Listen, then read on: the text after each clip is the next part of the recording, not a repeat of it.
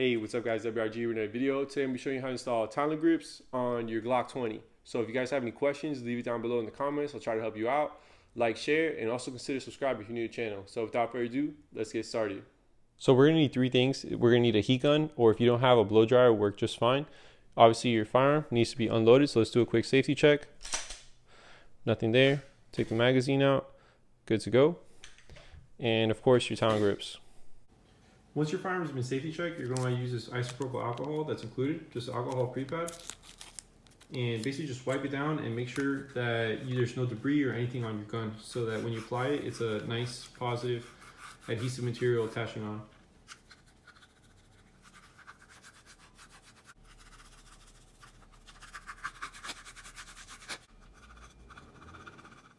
So once you let that dry, you're going to want to just kind of attach it on without even taking this off, just to get an idea of where it's going to be. But just to show you, it should look something like that. And then you'll start on the left side and then wrap your way around. So I'll start by peeling off the left side. What I'd like to do is just fold this in. That way I just have this to work with at this time. So what I'm going to do is I'm just going to lightly put it on in the general place, and then I'll move it around as needed.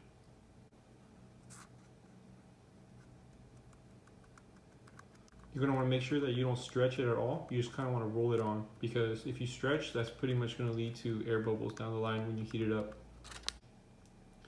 You also see they provide you with a little cutout here for your thumb to make sure this area doesn't bubble up. So make sure you want to press that in really tightly. And make sure your magazine release works freely. You can see it's also lined up here on top. So move on to the next step. Obviously this part, you're going to make sure that it's lined up perfectly in the back.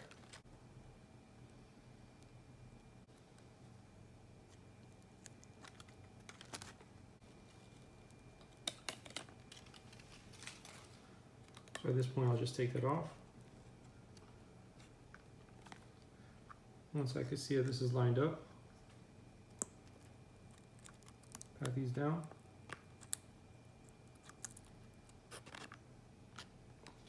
And then I'll just make sure this side is lined up accurately. So our first point of reference, you can see there on top.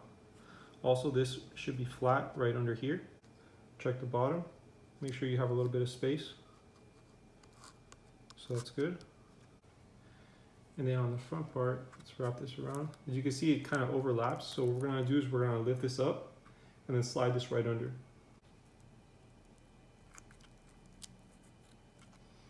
So carefully wrap these around, making sure they're right in between the finger grooves, and then we're going to tuck them in under here. So this original part we're going to have to raise up. Make sure you do it carefully so you don't rip anything. So once it's in, you kind of tuck everything under. So as you guys can see there, those are wrapped in.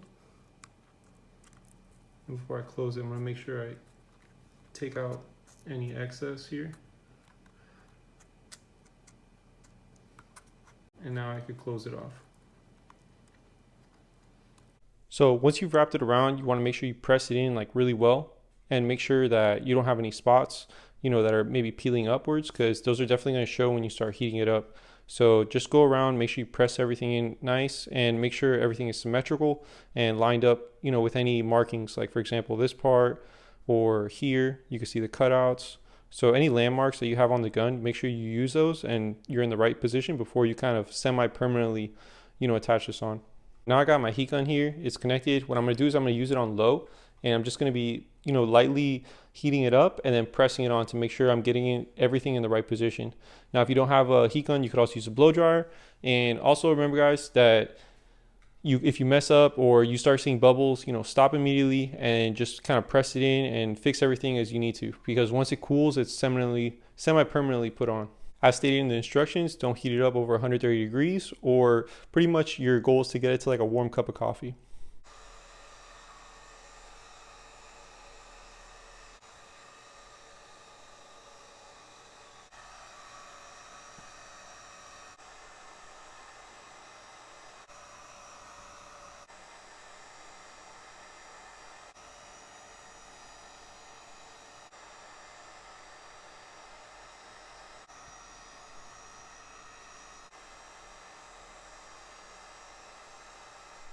So now that you finish the heating process, what you're going to want to do is go through and really make a detailed inspection, making sure everything is on the way it's supposed to be, no edges are curling up or anything like that before you let it cool down. And I'd recommend letting it cool down for a good 10 to 15 minutes. Just going through, making sure I don't feel any bubbles or anything. So the final product should look something like this. I'm pretty happy with how it came out. It was pretty easy, should only take a few minutes to really apply. And just make sure you get everything down packed. You want to leave a little space, like I said earlier, on the bottom here. And make sure everything is lined up with all the landmarks. But aside from that, it's a pretty easy fix. We'll see how it performs on the range, but definitely a nice addition. In my opinion, it's very inexpensive and should add some good added value to your gun. So thanks a lot for watching. Please like, share, subscribe. If you have any questions, leave it down in the comments below.